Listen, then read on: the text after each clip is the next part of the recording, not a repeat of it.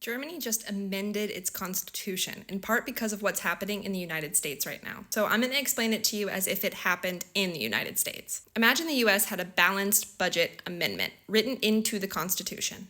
No borrowing beyond a set limit unless it's for very specific emergencies. Now, let's say we established that amendment back in 2009 during the financial crisis to ensure our debt was under control and to ensure we don't spend more than we make.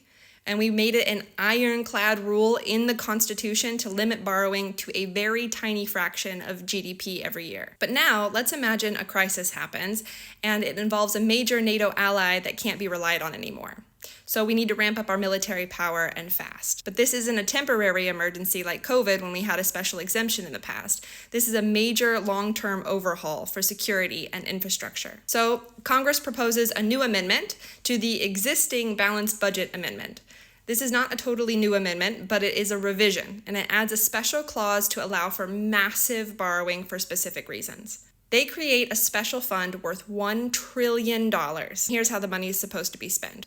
$500 billion for infrastructure, including $100 billion earmarked for climate-related projects and for military or defense spending, which they estimate could be about $500 billion. This can't pass with just a simple vote. To get this passed, you need a 2/3 majority vote in the House and the Senate. It actually works. Congress passes the revision. The new balanced budget amendment is now a massive clause allowing for $1 trillion in the special fund. What happens next? Billions will start pouring into defense. And $500 billion is allocated for infrastructure and clean energy over the next 12 years. A constitutional amendment.